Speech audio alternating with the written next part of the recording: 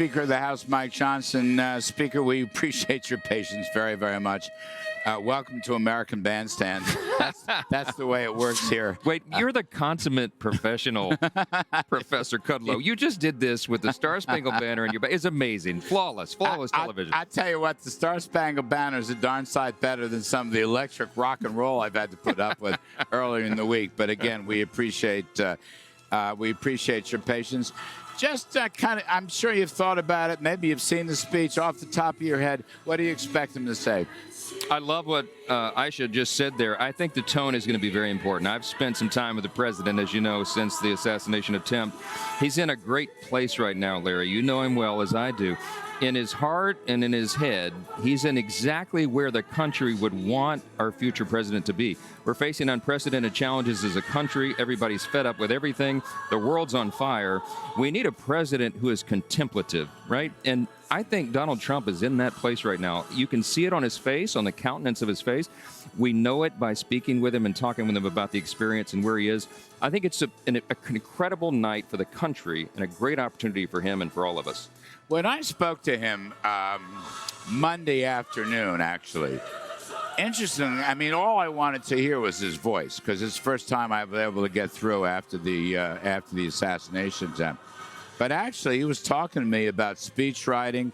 He was going to plagiarize one of my introductions that he had just seen on TV. I mean, he was right there into policies, and he just sounded like Donald Trump. I mean, that's the way he is. Right. So I was encouraged by that. Now, my point to you is you've seen a lot of these things. I've seen a lot of these platforms. This is the growthiest platform aimed directly at working folks, middle-class working folks that I've ever seen, or at least in 4 decades since Reagan. What do you think about that? I think that's right. I think that assessment is right. It's streamlined, of course, but I think it's a reflection of where we're going to go in the new Congress. We anticipate that President Trump is going to win a second term, that we'll have the House majority and the Senate majority, so we'll have unified government in a time of unification for the country. We need to have an aggressive agenda to pursue, and so we'll do that. First 100 days of the Congress and beyond, you're going to see a very aggressive pro-growth approach. I love the fact that J.D. Vance was chosen as VP, and he stood on that stage last night and talked about the issues of working-class Americans. Yes. He comes from that. I come from that.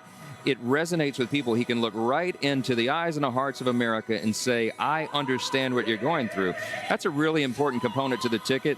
President Trump represents that for hardworking people, and we're going to deliver the policies that assist all of them. You know, if you have a Republican in the White House and maybe a Senate Republican, your job's going to be much more fun, Mr. Speaker. Oh, yes, it is. Really, yes. I don't think I think you're a brilliant guy, but you haven't had that much fun so far in your position. I've been a wartime speaker since I took the gavel. That's true. Newt Gingrich posted an op-ed several weeks ago. He said, Johnson has the most challenging speakership since the Civil War 160 years ago. I said, Newt, come on, man. You know, he said, no, you're doing an excellent job, but the job is very difficult. I had a 1-vote margin for 5 months.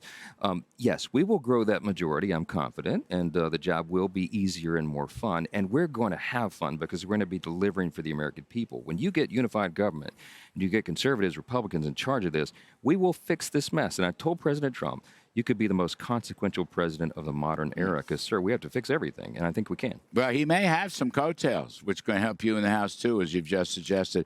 Last one, Speaker Johnson, and this is something it galls me, but you are a constitutional scholar, okay, and you've been in court and representing that. Mm-hmm. Here's Joe Biden in recent times attacking the Supreme Court. Now, mind you, Biden is supposed to be defending democracy, accusing Mr. Trump of attacking democracy. Nonsense.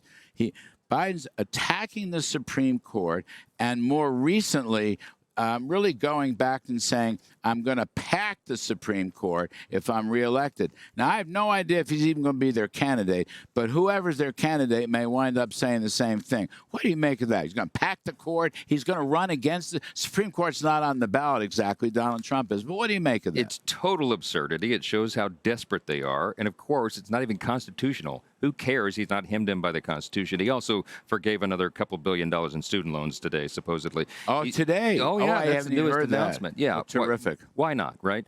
They're not bound by any constitutional principle. Obviously, justices on the court sit for life so long as they maintain good behavior. That's in the Constitution. Whatever Joe Biden is proposing, it is dead on arrival in the House. I'm the speaker. It ain't coming to the floor, Larry. I promise you that. That's nonsense. You know, his hero FDR tried to pack the Supreme Court and wound up losing control of Congress over that. That was probably the low point of FDR. They're dumb enough to try that again.